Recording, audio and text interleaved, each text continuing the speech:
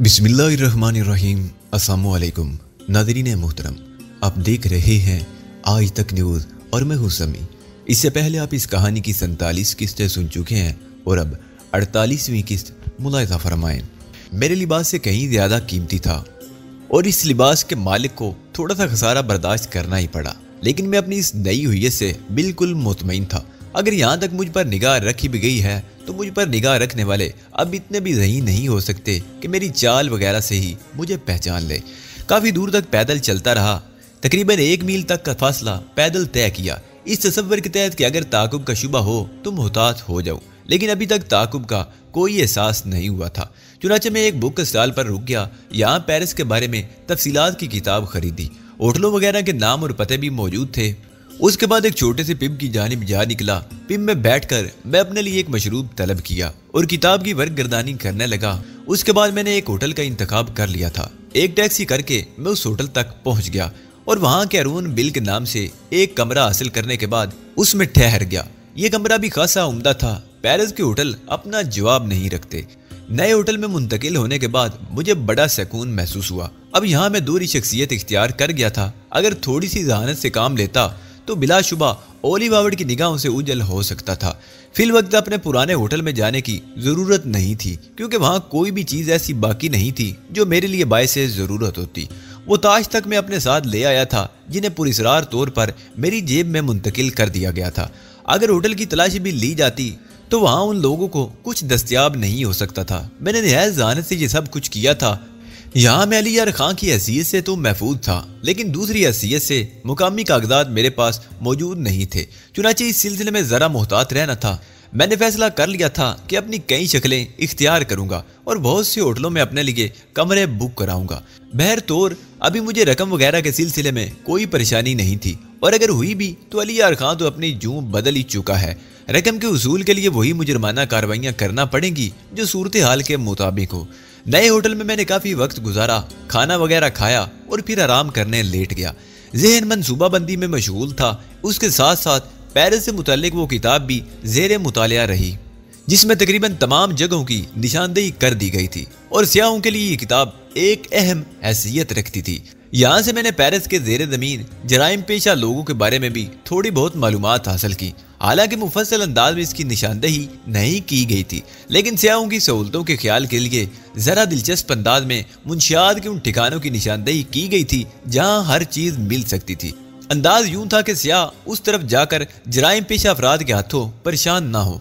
मैं इस दिलचस्प तहरीर पर मुस्कुराए बगैर ना रह सका। बहरतौर उसने मेरी रहनुमाई की थी। शाम हुई तो मैं बाहर निकल आया और अब मुझे आवारा गर्दी के अलावा कोई काम नहीं था। दरियाए सीन के किनारे किनारे रंग रलियां मनाने वाले आयाश तबा लोग अपनी अपनी तफरियात में मसरूफ थे।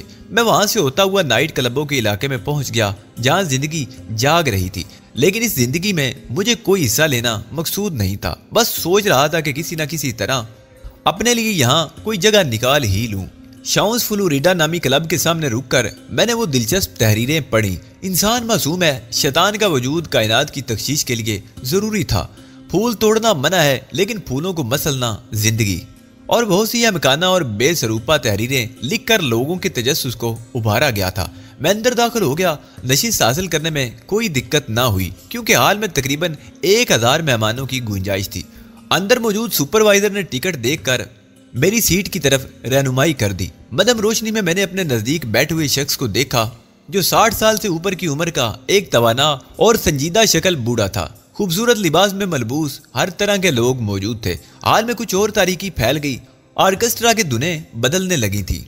कदीम पेरिस के मनाजर पेश किए गए और फिर आहिस्ता आहिस्ता बेहूदगियां होने लगी। कदीम और जदीद का फर्क यूरोप का घनौना फलसफा शर्मनाक मनाजर की शक्ल में पेश किया जाने लगा। ये जिद्दत थी। गुनाह को साबित करने की बजाय इसे इंसानी फितरत करार दिया जा रहा था। बुजुर्ग ने झुककर कहा, क्या ये हकीकत है? मैंने चौंक कर उन्हें देखा और बरजस्ता कहा, आपका तजर्बा क्या कहता है? थके हुए ज़हन खुद को दिलासा दे रहे हैं। सब खुद को बहलाने में मसरूफ हैं, सच से गुरेज कर रहे हैं। और आप? मैंने पूछा। मैं इस दौर के इंसान को समझने की कोशिश कर रहा हूँ। बड़े मियाँ ने सामने रखी हुई बोतल से पैक भर लिया। तुम्हें यकीनन मेरी ज़रूरत है। खुशबू में लिपटी हुई एक दोशीज़ा लड़खड़ाते कदमों से मेरी तरफ बढ़ी। नहीं, ये साहब तुम्हें समझना चाहते हैं, मैंने कहा और लड़की को बड़े मियाँ की तरफ बढ़ा दिया। आओ आओ, मैं तुम्हें जानता हूँ, मेरे नजदीक बैठो। दुख की कहानियां सबकी समझ में नहीं आती, बुजुर्ग ने कहा और अपनी पोती के बराबर लड़की को अपने करीब जगह दे दी। फिर वो उसके दुख की कहानियां समझने लगे और उसे अपना दुख समझाते रहे। नई बोतल आ गई और उसने उन दोनों का दुख खुद में समेट लिया। मैं बेचैन हो गया। उसके बाद वहां से उठ जाने के अलावा और कोई चारा कार नहीं था। क्लब के बाहर की रोशनियां बंद कर दी गई थी। इसका पेट भर गया था और अब अंदर मजीद लोगों की गुंजाइश नहीं थी। मैं टैक्सी की तलाश में भटकने लगा। कुर्बो जवार में बेशुमार कारें खड़ी थी, लेकिन कोई टैक्सी नजर नहीं आ रही थी। मैंने सोचा कुछ आगे बढ़ जाऊं, चुनाचे पैदल चल पड़ा। दिन को आसमान साफ रहा था, लेकिन सरे शाम बादल उमड़ आए थे और इस वक्त आसमान की छत बिल्कुल स्याह थी। काफी फासले पर एक टैक्सी रुकी और मैं उसके करीब पहुंच गया। टैक्सी से थोड़े फासले पर एक लड़की अंधेरे में खड़ी थी। वो भी टैक्सी की तरफ बढ़ी, लेकिन उससे कबल मैं टैक्सी के पास पहुंच गया था। जो ही मैंने टैक्सी का दरवाजा खोला, लड़की मेरे पास आ गई। प्लीज, मुझे भी टैक्सी की जरूरत है। उसकी आवाज में लड़खड़ाहट थी, लेकिन ये आवाज मेरे जहन में सनसनी पैदा किए बगैर नहीं रह सकी थी। मैंने आंखें फाड़ कर उसे देखा और मेरी हैरत की इंतहा न रही। वो तहजीबी थी, लेकिन बहुत बुरे हाल में। शायद उसने जरूरत से ज्यादा चढ़ा रखी थी। कोई बात नहीं, हम दोनों अपनी जरूरत पूरी कर लेते हैं, मैंने कहा और उसे टैक्सी में बैठने की इजाजत दे दी। ओह जिम, मेरे खुदाया, ये तुम हो? खूब मिले, आओ अंदर आ जाओ, तहजीब ने कहा और मैं अंदर बैठ गया। वो नशे में मालूम होती थी। ड्राइवर ने टैक्सी स्टार्ट करके आगे बढ़ा दी। कहाँ चलूं? उसने पूछा। सांतर से, तहजीब जल्दी से बोल पड़ी। मैं खामोश रहा था। टैक्सी बरक रफ्तारी से रोशन और तारीक सड़कें तय करती रही। अंदर तारीकी थी, इसलिए तहजीब की शक्ल नुमाया न हुई, लेकिन एक बार जब टैक्सी तेज रोशनी के दरमियान से गुजरी तो मैं उसकी शक्ल देखने में कामयाब हो ही गया। लेकिन अब मैं उछल पड़ा था। तहजीब जख्मी थी, उसकी नाक सूजी हुई थी, रुखसारों पर निशान थे, बाल भी नुचे हुए थे, लिबास भी कई जगह से फटा हुआ था। वो नशे के आलम में नहीं थी, बल्कि जख्मी थी। ड्राइवर की मौजूदगी में कोई सवाल या हरकत मुनासिब नहीं थी, इसलिए मैं खामोश रहा। लेकिन अब उस पुरस्रार लड़की के बारे में जहन में शदीद तजस्सुस जाग उठा था। बकिया सफर खामोशी से तय हुआ। ड्राइवर सांतरसे के इलाके में दाखिल हो गया था। उसने कहा, किस मकाम की तरफ मैडम? वो सामने कैरी पान के सामने रोक दो, तहजीब बोली, और ड्राइवर ने टैक्सी मतलूबा जगह रोक दी। आओ जिम, तहजीब बोली, और मैंने नीचे उतरकर बिल अदा कर दिया। टैक्सी जब आगे बढ़ गई तो तहजीब की आवाज उभरी। शरीफ आदमी, क्या तुम मेरी कुछ मदद कर सकते हो? जरूर जरूर, कहो। मुझे सामने वाली बिल्डिंग के पास पहुंचा दो, मेरा पाँव जख्मी है, वरना मैं तुम्हें तकलीफ ना देती। कोई बात नहीं, मैंने कहा, और वो लंगड़ा कर चल रही थी। मैं उसे सहारा देकर आगे बढ़ता रहा। मैंने कहा, टैक्सी इतनी दूर रुकवाने की क्या जरूरत थी? वो कोई खास बात नहीं, ये टैक्सी ड्राइवर बड़े कमीने होते हैं। अगर मैं जख्मी ना होती तो कोई बात नहीं थी, लेकिन इस शक्ल में ड्राइवर मुझे लूट भी सकता था, इसलिए तुमने मुझे जिम के नाम से पुकारा था। हाँ सॉरी, मैं चाहती थी कि वो मुझे तनहा ना समझे, तहजीब ने जवाब दिया। मैं उसे संभाले हुए सामने वाली बिल्डिंग के पास पहुंच गया। उम्दा रिहायशी फ्लैट थे। हाल में पहुंचकर उसने मेरा शुक्रिया अदा किया। अब मैं चली जाऊंगी। कौन सी मंजिल पर जाओगी? मैं छोड़ दूं? नहीं नहीं, बस शुक्रिया, उसने कहा और लिफ्ट की तरफ बढ़ गई। मैंने सिर्फ एक लम्हे के लिए सोचा और फिर बरक रफ्तारी से सीढ़ियां फलांगता हुआ ऊपर जाने लगा। लिफ्ट तीसरी मंजिल पर रुकी थी। मैं जिस वक्त ऊपर पहुंचा वो उसी तरह लंगड़ाते हुए राहदारी में आगे बढ़ रही थी। सख्त तकलीफ में मालूम होती थी। मैं सतूनों की आड़ लेकर आगे बढ़ता रहा। फिर वो एक फ्लैट के दरवाजे के सामने रुकी और लिबास से चाबी निकालकर ताला खोलने लगी। तन्हा है, मैंने गहरी सांस लेकर सोचा और बरक रफ्तारी से आगे बढ़ गया। फिर यूं ही वो दरवाजा खोलकर अंदर दाखिल हुई। मैं भी लपक कर अंदर घुस गया था। वो बुरी तरह घबरा गई थी। फिर उसने हैरत से कहा, तुम? हाँ डियर, तुम्हें इस तरह छोड़ने को जी नहीं चाहा, मैंने मुस्कुराते हुए कहा। उसने अंदर दाखिल होते ही रोशनी कर दी थी और अब मैं उसकी शक्ल देख सकता था। एक लम्हे में मैंने उसकी आंखों में कई रंग देखे। फिर वो मुस्कुरा दी। दरवाजा बंद कर दो। ओके। मैंने दरवाजा बंद करके उसकी तरफ देखा। वो सामने ड्राइंग रूम है, मुझे सहारा दो, वो बोली। मैं उसे लिए हुए ड्राइंग रूम में दाखिल हो गया। उसकी सांसें बूझल हो रही थी। मदद करने आए हो तो कुछ तकलीफें भी उठाना पड़ेंगी। हाजिर हूँ, कहो। मेरा उरिया देख रहे हो, मैं सख्त जख्मी हूँ। उस दरवाजे के बराबर वाले दरवाजे को खोलकर अंदर जाओ। सामने बार है, मेरे लिए ब्रांडी, अपने लिए जो दिल चाहे ले आओ। और हाँ, ब्राउन रंग की अलमारी में फर्स्ट एड बॉक्स है, वो भी ले आओ प्लीज। उसका लहजा इल्तिजा अमेज था। मैंने सिर्फ एक लम्हे के लिए सोचा और फिर मैं ड्राइंग रूम से निकलकर दूसरे कमरे में आया और मतलूबा चीजें लेकर वापस पहुंच गया। برانڈی کی بوتل سے میں نے اس کے لیے برانڈی انڈیلی اور گلاس اسے پیش کر دیا۔ اپنے لیے کچھ نہیں لائے؟ کچھ نہیں، اپنے زخم دکھاؤ۔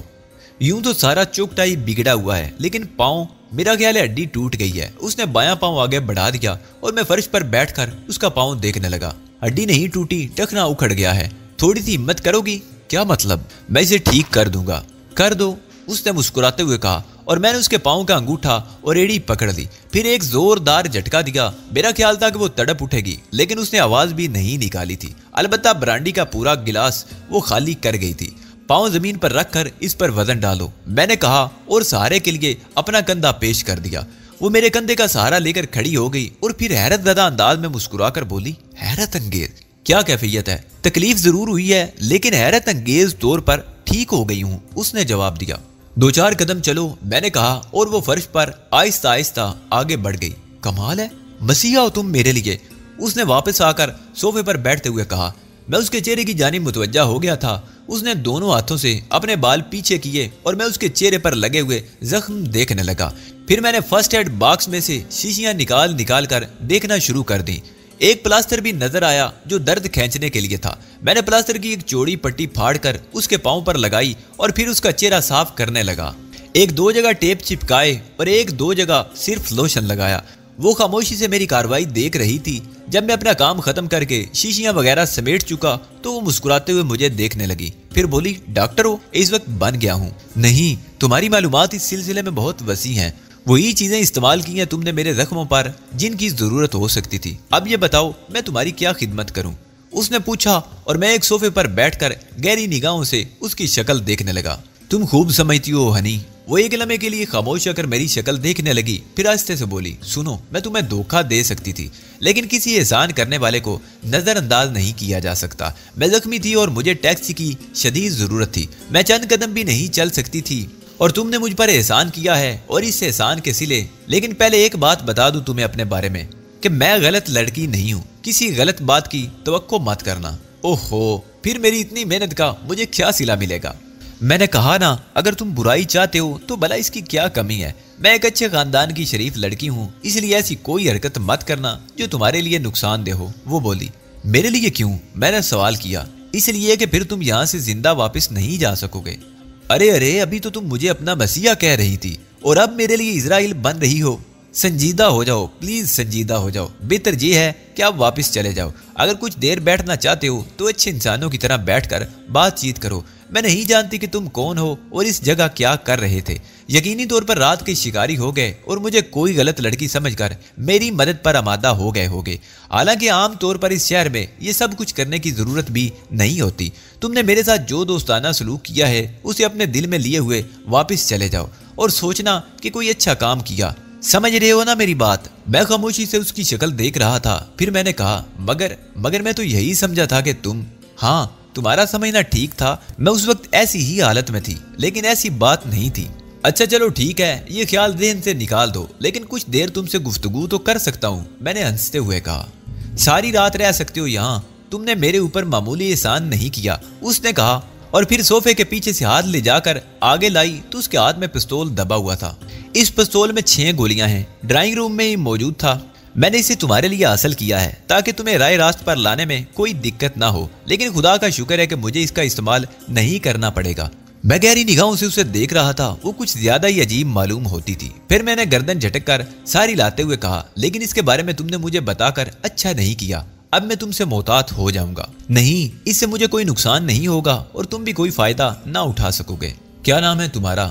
بیکار ہے، تمہارے لیے تمہیں اس سے کوئی فائدہ نہیں ہوگا، وہ بولی۔ ممکن ہے میں اس سے فائدہ حاصل کرنے کی کوشش کروں۔ اچھا خیر چھوڑو، یہ بتاؤ یہ سب کیا ہوا؟ یہ زخم کیسے لگے؟ یوں محسوس ہوتا ہے جیسے کچھ لوگوں نے تمہارے ساتھ زیادتی کی ہو۔ ہاں، ایسی ہی بات تھی۔ کون لوگ تھے وہ؟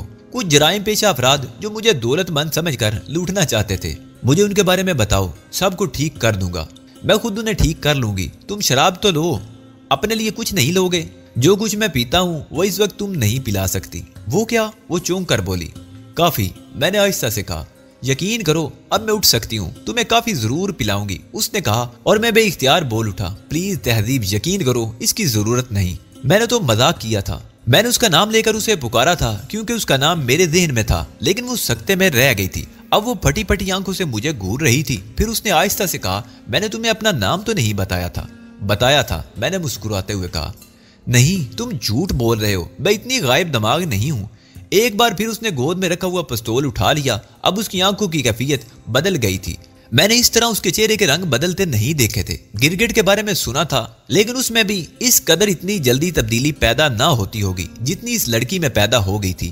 اس کے حسین چہرے پر صفاقی دوڑ گئی تھی۔ پھر اس نے پستول سیدھا کرتے ہوئے کہا، اپنے ہاتھ بدن سے دور رکھو، کمرے پر نگاہ دوڑاؤ، یہ ساؤنڈ پروف ہے اور میں بلٹ پروف ہوں۔ میں نے بدسور مسکراتے ہوئے کہا، کون ہو تم؟ میرا نام کیسے جانتے ہو تم؟ کیا تم میرا تعاقب کر رہے تھے؟ کیا تمہارا تعلق کے سے ہے؟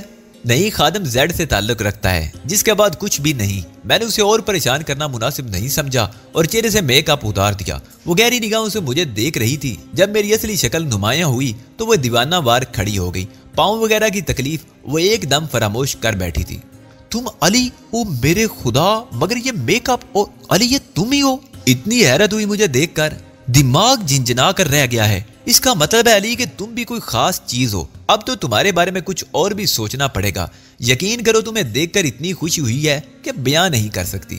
عجیب و غریب لڑکی ہو تم۔ کسٹم ہال میں داخل ہوتے وقت تو تم نے مجھے اس طرح نظر انداز کر دیا تھا جیسے علی مسلمان ہوں، خدا کی قسم سچ کہہ رہی ہوں، کسی طرح تمہارے لیے نقصان دہ نہیں ہوں۔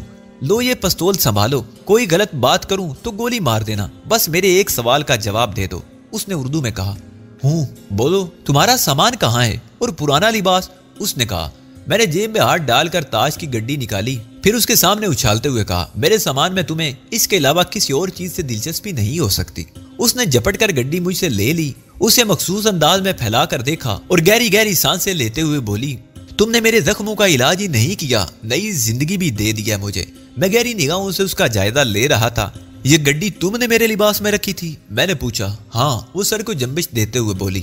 کیا ہے یہ؟ میں نے سوال کیا۔ ایک بہت بڑے آدمی کی امانت، اتنی بڑی چیز کہ اس کے لیے درجنوں خون کیے جا سکتے ہیں۔ ایسی کیا بات ہے اس میں؟ تم کون ہو علی؟ مجھے اپنے بارے میں تفصیل سے بتاؤ۔ دیکھو، تم نے میرے اوپر اتنا بڑا احسان کیا ہے کہ میرا رواں رواں تمہارا شکر گزار ہے۔ میں تمہیں اس احسان کا پورا بدلہ دوں گی علی، یقین کرو، پورے خلوص سے یہ سب کہہ رہی ہوں، اس میں کوئی جھوٹ نہیں ہے۔ غالباً تاش نما کارڈ کی یہ گڈی تم کسٹمر کے حکام سے چھپانا چاہتی تھی، نہیں ان لوگوں سے جنہوں نے بڑی دیدہ دلیری سے مجھے ایئرپورٹ سے اغوا کر لیا تھا، اور اس کے بعد انہوں نے میری یہ درگت بنائی صرف اسی گڈی کے اصول کے لیے۔ لیکن چوک گئے، کمبخت، میں نے ان چاروں کو کتے کی موت مار دیا۔ قتل کر دیا تم نے انہیں؟ میں نے حیرت سے کہا۔ ہاں، مجبوری تھی، وہ بے پرواہی سے بولی۔ میں انہیں قتل کر کے ہی فرار ہوئی تھی، یہ زخم انہوں نے ہی لگائے تھے اور اذیتیں دے رہے تھے مجھے، اور پاؤں کی یہ چوٹ بلندی سے کودنے کی وجہ سے لگی۔ اتنی خوبصورت لڑکی اور اتنی خطرناک، تم میک اپ کر کے کیوں پھر رہے تھے؟ بعض اوقات تہذیب انسان نہ چاہتے ہوئے بھی وہ کرتا ہے جو اس کے لیے شدید نقصان دہ ہو سکتا ہے۔ اب میرے ایک سوال کا جواب دو۔ ہوں، ضرور کہو۔ اولیو ہاورڈ کی نمائندہ ہو؟ کون ہاورڈ؟ تمہارے خلوص کی حد جاننا چاہتا ہوں تہذیب، سچ بولنا تمہارے لیے خطرناک ہے تو تمہاری مرضی، میں تمہیں مجبور نہیں کروں گا۔ کون اولیو ہاورڈ؟ اس نے پھر اپنا جملہ دہرایا۔ امریکن CIA کا ایک یہودی افیسر۔ میں نے اسے گھورتے ہوئے کہا اور تہذیب چونک پڑی۔ وہ چند لمحے خاموشی سے مجھے دیکھتی رہی، پھر کہنے لگی، اس سے تمہارا کیا تعلق ہے؟ یہی سوال میں نے تم سے کیا ہے تہذیب۔ تمہارا خیال ہے کہ میں CIA کی رکن ہوں؟ میرا خیال ہے کہ تم اولیو ہاورڈ کی نمائندہ ہو اور اسی کی طرف سے مجھ پر تعینات کی گئی ہو۔ CIA یا اولیو ہاورڈ سے تمہارا کوئی چکر چل رہا ہے؟ کیا وہ لوگ تمہارے پیچھے ہیں؟ ٹھہرو، پہلے ایک بات سن لو علی، نہ تو میں CIA کی نمائندہ ہوں اور نہ اولیو ہاورڈ سے میرا کوئی تعلق ہے۔ ہاں، میں اس شیطان یہودی سے واقف ضرور ہوں، بلکہ ٹانگا نکا میں ایک بار ہمارا اس سے سابقہ پڑ چکا ہے اور اس کی وجہ سے ہمیں زبردست نقصان پہنچا ہے۔ میں ذاتی طور پر اس کی دشمن ہوں، خدا کی قسم علی، مذہب کے رشتے سے میں تم سے جھوٹ نہیں بول رہی، اور تم میرے محسن بھی ہو۔ یوں سمجھ لو کہ اگر ہاورڈ سے تمہاری کوئی دشمنی ہے تو میں اس کے خلاف تمہاری بھرپور مدد کروں گی۔ تمہیں یقین کر لینا چاہیے میری بات پر۔ تب تم کون ہو؟ میرے اس سوال پر تہذیب کچھ سوچتی رہی، پھر اس نے کہا، ایک بین الاقوامی تنظیم کی رکن ہوں جو ساری دنیا میں کام کرتی ہے۔ تم نے گرین پول کا نام سنا ہے؟ اتفاق سے نہیں، اینٹی مافیا تنظیم ہے۔ ہم لوگ مافیا کے راستے کے کانٹے ہیں، اعلیٰ سطح پر کام کرتے ہیں، جہاں مافیا کے قدم ہوتے ہیں وہیں ہم پہنچ جاتے ہیں۔ یہ چکر بھی ایسا ہی ہے۔ میں نے تمہیں اپنی جو کہانی سنائی تھی وہ سچ تھی علی۔ میرے والدین مافیا کا شکار ہو گئے تھے، گرین پول نے میری پرورش کی اور مجھے تربیت دی، اب میں اسی کے لیے کام کرتی ہوں۔ موجودہ معاملہ بھی گرین پول کا ہی ہے۔ کارڈ کی یہ گڈی ایک بہت بڑے آدمی سے تعلق رکھتی ہے اور میرے لیے یہ بے حد ضروری تھی۔ مجھے اطلاع مل چکی تھی کہ پیرس ایئرپورٹ پر ہمارے مخالف لوگ مجھ سے ٹکرائیں گے۔ کسٹمر کے حکام کو دھوکہ دینا کون سا مشکل کام تھا؟ اصل مسئلہ تو ان لوگوں کا تھا۔ شاید تم اس بات پر یقین نہ کرو کہ اگر میں چاہتی تو وہ مجھے اغوا کرنے میں کامیاب نہیں ہو سکتے تھے، مگر میں نے صرف ان کا شبہ خود پر سے ہٹانے کے لیے انہیں کامیاب ہونے کا موقع دیا۔ لیکن ایک چوک ہو گئی تھی، میں یہ نہیں پوچھ سکی تھی کہ تم پیرس میں مطلب تمہارا قیام کہاں ہوگا۔ کچھ الجھی ہوئی تھی، چنانچہ ان لوگوں کی تحویل میں آ کر مجھے اپنی شدید غلطی کا احساس ہوا اور میں اپنے اسی خوف سے لرزتی رہی، اگر تم کہیں غائب ہو گئے اور مجھے نہ ملے تو کیا ہوگا؟ یہی وجہ تھی کہ میں ان سے مار کھا گئی۔ ان کمبختوں کو میرے بارے میں جو اطلاعات ملی تھی وہ بھی انہی پر جمے ہوئے تھے۔ چنانچہ انہوں نے کارڈ کے بارے میں معلومات حاصل کرنے کے لیے مجھ پر شدید تشدد کیا اور جب صورتحال ناقابل برداشت ہو گئی تو میں نے انہیں قتل کر دیا۔ میں متحرانہ انداز میں تہذیب کی یہ گفتگو سن رہا تھا۔ یہ حسین لڑکی اس قدر خطرناک ہوگی اس کا تصور بھی نہیں کر سکتا تھا۔ یہ بھی سچ تھا کہ میں نے گرین پول کا نام اس سے پہلے نہیں سنا تھا۔ اگر وہ سچ کہہ رہی ہے تو یہ میرے لیے انتہائی خوشی کی بات تھی۔ تصور اور جو خیالات میرے ذہن میں موجود تھے، یہ لڑکی ان کے سلسلے میں میری بہترین معاون بن سکتی تھی۔ باقی رہا مسئلہ اولیو ہاورڈ کا، تو اس نے خود کو مجھ سے پوشیدہ نہیں رکھا تھا، بلکہ اس کے خط کے ذریعے ان تمام باتوں کا اعتراف کر لیا تھا کہ تنظیم برگشتہ کرنے میں اس کا ہاتھ تھا اور اب وہ مجھے پیرس لا کر اپنی مرضی کے مطابق کام لینا چاہتا تھا۔ اگر مجھے یہ سنہری موقع مل جائے اور کسی طرح گرین پول سے میرا تعلق قائم ہو جائے تو میں سمجھتا تھا کہ یہ میری خوش قسمتی کی انتہا ہوگی۔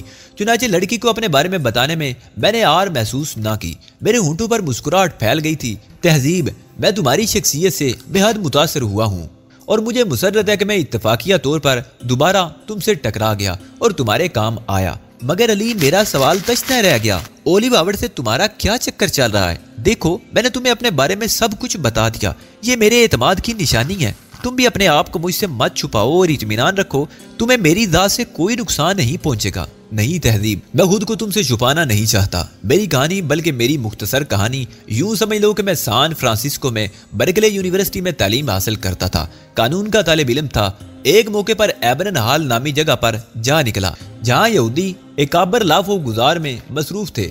تقریر عربوں کے خلاف تھی اور اسی میں انہوں نے مذہب کو بھی شامل کر لیا تھا۔ جیسا کہ تمہیں بتا چکا ہوں کہ پاکستانی باشندہ ہوں، لیکن مذہب کے بارے میں الٹی سیدھی باتیں برداشت نہ کر سکا اور میں وہیں کھڑے ہو کر حقائق پر مبنی ایک تقریر کر ڈالی، جسے سن کر یہودی لابی میں کھلبلی مچ گئی اور بے شمار افراد میرے دشمن بن گئی۔ نتیجہ تعلیم ادھوری چھوڑنا پڑی اور قتل و غار نگری کی دنیا میں اتر آیا۔ یہ شخص اولیو ہاورڈ یہودی ہونے کے ناطے خصوصاً میرے پیچھے لگا اور میں اسے چکر دے کر وہاں سے نکل آیا۔ اور اس کے بعد تم تنظیم آزادی فلسطین میں شامل ہو گئے؟ ہاں، میں نے مسکراتے ہوئے گردن خم کی۔ علی یار خان، تم وہی ہو نا جس نے سان فرانسسکو میں ایک نقشہ ترتیب دیا تھا اور اس میں دکھایا گیا تھا کہ فلسطین آزاد ہے اور اسرائیل خون میں ڈوبا ہوا؟ تہذیب نے کہا اور میں مسکرانے لگا۔ ہاں تہذیب، میں وہی علی یار خان ہوں۔ تم کیا سمجھتے ہو کہ تمہارا یہ کارنامہ دنیا کی نگاہوں سے پوشیدہ ہے؟ ہاں علی یار خان، نام سے میں تمہیں بے شک جانتی تھی، بلکہ جس حلقے سے اس وقت میرا واسطہ ہے وہ تمہارے اس کارنامے سے بے حد متاثر نظر آتا تھا، اور کسی نے یہ تجویز بھی پیش کی تھی کہ تمہیں تلاش کر کے تمہاری مدد کی جائے۔ یقین کرو علی یار خان، اس وقت میں تمہارے بارے میں جان کر بے پناہ مسرور ہوئی ہوں۔ تم تنظیم آزادی فلسطین کے رکن ہو، لیکن ہم تمہیں اس سے پہلے سے جانتے ہیں۔ ہم تمہارے بارے میں بہت کچھ گفتگو کر چکے ہیں۔ تہذیب کے اس انکشاف سے مجھے بے حد خوشی ہوئی تھی۔ پھر تہذیب نے پوچھا، لیکن اولیو ہاورڈ اس وقت تمہارے پیچھے ہے، تو تنظیم اس سلسلے میں تمہارے ساتھ کیوں نہیں؟ میرا مقصد ہے کہ تم ان کے ساتھ مل کر کام کیوں نہیں کر رہے؟ لمبی کہانی ہے تہذیب، یوں سمجھ لو اولیو ہاورڈ میری زندگی کو اپنے وقار کا سوال بنا چکا ہے۔ میرے تفصیلی حالات تمہاری علم میں نہیں۔ گریوال کا نام سنا ہوگا تم نے؟ ہاں کیوں نہیں، اسپین کا وہ وحشت ناک قید خانہ جس میں ساری دنیا کے مجرم رکھے جاتے ہیں۔ تہذیب نے جواب دیا، ہاں اسی کی بات کر رہا ہوں۔ میں نے ایک طویل عرصہ ہاورڈ کی وجہ سے اسی قید خانے میں گزارا ہے، پھر میں وہاں سے فرار ہونے میں کامیاب ہو گیا۔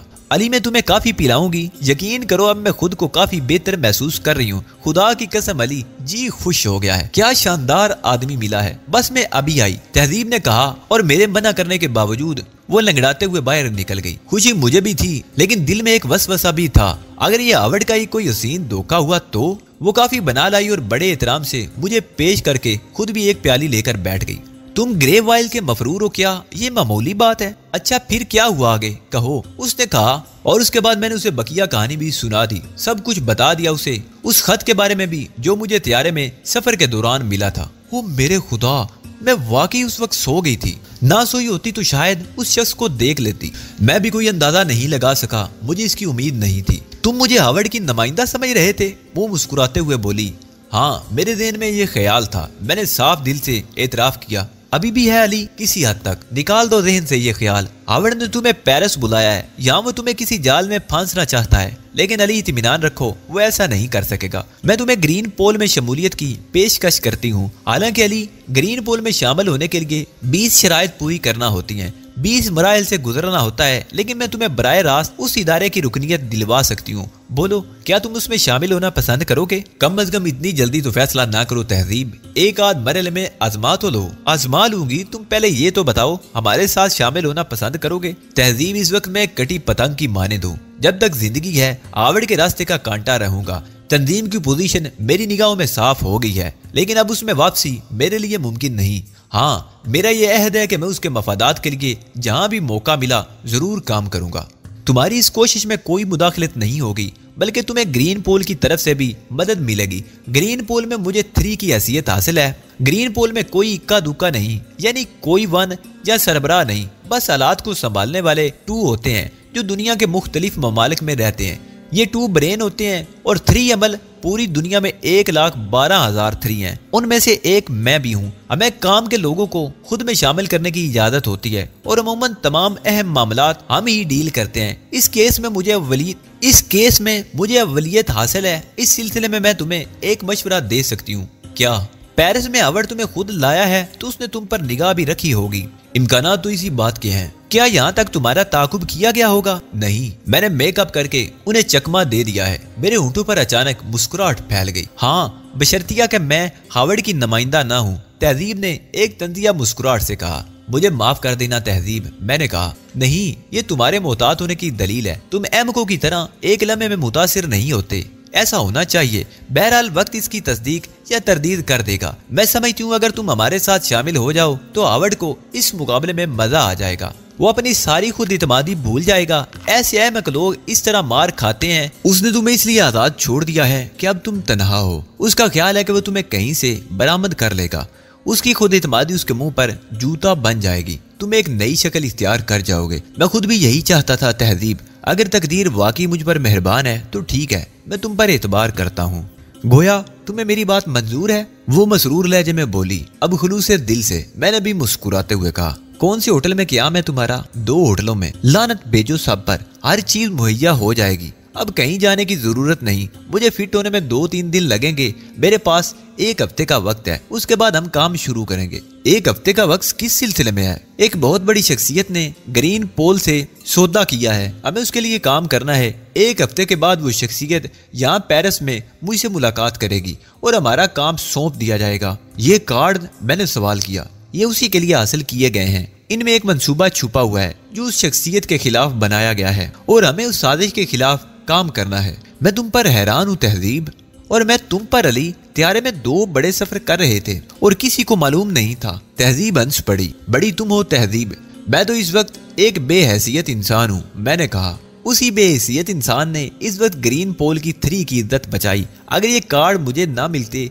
और तुम जाने से काम लेकर इन्हें महफूज ना रखते तो यकीन करो अली, मुझे मुंह छुपा कर यहाँ से जाना पड़ता और ग्रीन पोल की कारकर्दगी पर एक बदनुमा दाग लग जाता। और फिर तुमने जाती तौर पर भी मुझ पर एहसान किया है। ये फ्लैट, मैंने सवाल किया, मेरा ही है। क्या पेरिस में तुम्हारी मुस्तकिल रिहाइश है? हाँ, उम्र का बेशतर हिस्सा यहाँ गुजारा है, लेकिन और भी बहुत से मुल्कों की शहरियत मेरे पास है। गुड, मैंने तहसीन अंदाज में कहा। क्या ख्याल है, आराम किया जाए? हाँ, मैं तुम्हें ज्यादा तकलीफ नहीं दे सकता। पाँव की तकलीफ का क्या हाल है? बतदरीज बेहतर हो रही है। वैसे 1 आध दिन जरूर लग जाएगा। तुम्हारा बेडरूम दूसरी तरफ है, दरवाजा बंद कर लेना। और लिबास का इंतजाम फिलहाल कुछ नहीं हो सकता, वहाँ चादर मिल जाएगी तुम्हें। समझ गए ना? हाँ, मैंने मुस्कुरा कर कहा। और फिर हम दोनों बाहर निकल आए। मैंने तहजीब को एक बेडरूम में छोड़ा और खुद दूसरे कमरे में आ गया। खूबसूरत और आरास्ता बेडरूम था। जूते उतारे और बिस्तर पर दराज हो गया। फौरी तौर पर नींद आने का सवाल ही पैदा नहीं होता था। वाकयात اتنے تیز اور عقل کو چکرا دینے والے تھے کہ دماغ ان سے چھٹکارا نہیں حاصل کر سکتا تھا۔ تہذیب کو کیا سمجھوں؟ کیا اس نے جو کچھ کہا ہے وہ سچائی پر مبنی ہے؟ کیا وہ ہارورڈ کی نمائندہ ہے یا نہیں؟ اگر وہ سچی ہے تو یہ میری تقدیر کی ایک سنہری کروٹ ہے، لطف آ جائے گا۔ اور اگر ہارورڈ نے یہ کوئی لمبا جال بچھایا ہے تو 3 بجے تک جاگتا رہا اور پھر نیند آ گئی۔ صبح کو 9 بجے جاگا تھا۔ ملکہ غسل خانے میں جا کر غسل کیا اور باہر نکلا ہی تھا کہ تہذیب پر نگاہ پڑی۔ حضور ناشتہ تیار ہے، تم نے کیوں تکلیف کی تہذیب؟ کیا مطلب؟ وہ آنکھیں پٹ پٹا کر بولی، ضرورت پڑنے پر میں یہ کام بھی کر لیتا ہوں۔ اوہ تو پھر شریف مردوں کی طرح دوپہر کا کھانا پکا لینا، اس نے کہا اور ہنس پڑی۔ میں عجیب سی نگاہوں سے اسے دیکھنے لگا۔ آؤ بھائی، میں بھوک برداشت نہیں کر سکتی، چلو ناشتہ کریں۔ میں اس کے ساتھ باہر نکل آیا۔ دفعتاً میں نے چونک کر کہا، ارے تہذیب، میں نے دروازہ اندر سے بند کر لیا تھا، تم اندر کیسے آ گئی؟ بس یہ بد تہذیبی ہوگی، لیکن یہ جاننے کے بعد کہ تم باتھ روم میں ہو۔ مطلب یہ حضور، دروازے کھڑکیاں کھولنا تو اپنا پیشہ ہے، اور پھر اس فلیٹ کا تو معاملہ ہی ذرا مختلف ہے۔ دروازے پر کھڑے ہو کر کہو کھل جا سم سم تو دروازے کھل جاتے ہیں، اس نے شگفتگی سے کہا۔ اس کی ہنسی نے واقعی مجھے بہت متاثر کیا تھا۔ اتنی دلکش ہنسی تھی کہ انسان گم ہو کر رہ جائے۔ ہنسی کی اس دلکشی سے شاید وہ خود بھی ناواقف تھی، ورنہ احتیاط سے اسے خرچ کرتی۔ بہرحال ہم دونوں ڈرائنگ روم کی طرف چل پڑے۔ ناشتے کی میز پر اچھی خاصی چیزیں موجود تھی۔ میں نے شکایتی نگاہوں سے اسے دیکھتے ہوئے کہا، کم از کم اس وقت تو تمہیں یہ تکلف نہیں کرنا چاہیے تھا۔ بھلا اس سے آپ کی کیا مراد ہے محترم علی یار خان؟ وہ شوخی سے بولی، بھائی تمہارے پاؤں کی تکلیف کا کیا حال ہے؟ بھول گئی ہوں، کچھ یاد نہیں رہا، اور یہی میری عادت ہے۔ ظاہر ہے معمولی شخصیت تو نہیں ہے تمہاری، لیکن تمہاری آنکھیں یہ بتا رہی ہیں کہ ہم ابھی تک اعتماد نہیں حاصل کر سکے۔ تہذیب نے کہا، میں نہیں سمجھا۔ جاگتے رہے ہو رات کو دیر تک، یقیناً سوچتے رہے ہوگے، اور اس سوچ میں یہ سوچ بھی ضرور شامل رہی ہوگی کہ کہیں اولیو ہارورڈ نے میری شکل میں کوئی بلا تو تمہارے اوپر مسلط نہیں کر دی، اور میں تمہیں دھوکہ تو نہیں دے رہی۔ تہذیب، اس موضوع کو نہ چھیڑو۔ چلیے صاحب، نہیں چھیڑتے، جانے کی کوشش نہ کریں ہمارے پاس سے۔ اگر حالات بہت ہی زیادہ خراب ہو جائیں تو پھر ایک آدھ گولی وغیرہ چلا دیں، چکر ختم ہو جائے گا، اس نے کہا، اور گردن جھکا کر ناشتے میں مصروف ہو گئی۔ جو کچھ اس نے مجھے اپنے بارے میں بتایا تھا وہ اگر صحیح تھا تو اس کی شخصیت معمولی نہیں تھی، لیکن ایک اہم ترین شخصیت کی مالک لڑکی اتنی معمولی سی نہیں تھی کہ اس پر خواہ مخواہ شبہ سا ہونے لگتا۔ ناشتے سے فارغ ہونے کے بعد ہم ڈرائنگ روم میں آ بیٹھے۔ اب یہ 2-3 دن تو مکھیاں مارتے ہی گزریں گے، اس نے کہا۔ ایک بات بتاؤں تہذیب؟ ہاں پوچھو۔ گرین پول کے دوسرے رکن یہاں پیرس میں موجود نہیں ہیں، ان کی تعداد 100 سے اوپر ہی ہوگی، کیوں؟ تہذیب نے سوال کیا۔ میرا مطلب ہے کہ تم نے ان سے رابطہ کیوں قائم نہیں کیا؟ ابھی اس کی ضرورت پیش نہیں آئی، اگر کوئی ضرورت ہوئی تو انہیں طلب کیا جا سکتا ہے۔ ان لوگوں کو تمہاری آمد کی اطلاع نہیں تھی؟ مطلب یہ ہے کہ تم ایئرپورٹ پر ان کی مدد حاصل کر سکتی تھی؟ نہیں علی، ہم انہیں صرف اہم ضرورتوں پر استعمال کرتے ہیں، اور پھر 3 منظر عام پر نہیں آتے۔ میں خود کو ان پر ظاہر نہیں کر سکتی۔ اگر یہاں کسی کو طلب کرنا ہو تو اس کے لیے چند لوگ مخصوص ہیں جو یہاں اس حد تک آ سکتے ہیں۔ بڑا پیچیدہ نظام ہے۔ ہاں ہے تو، اس نے مسکراتے ہوئے کہا، پھر بولی، ابھی یہاں ایک لڑکی آئے گی، بازار کھل جانے کے بعد میں نے تمہارے لیے کچھ چیزیں منگوائی ہیں۔ اوہو، وہ کیا؟ لباس وغیرہ؟ میرا سائز؟ میں نے کہا۔ ہماری نگاہ میں تھا، تہذیب بولی، اور میں نے صوفے سے ٹک کر آنکھیں بند کر لی۔ 12:30 بجے دن کو فلیٹ کی بیل بجی اور میں نے جا کر دروازہ کھول دیا۔ درمیانے بدن کی ایک خشک سی شکل والی لڑکی نے چند پیکٹ میرے ہاتھ میں تھمائے اور کچھ کہے بغیر واپس مڑ گئی۔ میں بھی دروازہ بند کر کے واپس آ گیا۔ غور کرنے پر بہت سی باتیں ذہن میں الجھاؤ پیدا کر رہی تھی، لیکن ان کا حل ابھی ملنا مشکل تھا۔ کچھ وقت گزرنے کے بعد ہی صورتحال سمجھ میں آ سکتی تھی۔ میں نے وہ پیکٹ تہذیب کے سامنے لا کر رکھ دیے۔ میرا ان سے کوئی تعلق نہیں ہے جناب، یہ سب آپ کے لیے ہیں۔ یہاں پیرس میں اتنی عمدہ اردو سن کر تعجب ہوتا ہے۔ میں دنیا کی 13 زبانیں جانتی ہوں، اس کے علاوہ بلیک بیلٹ 3rd ڈان ہوں۔ ان 4 آدمیوں کو میں نے صرف ہاتھوں سے ختم کیا تھا۔ حسین قاتلہ، اردو زبان کی شاعری تم پر 100% صادق آتی ہے، میں نے مسکراتے ہوئے کہا۔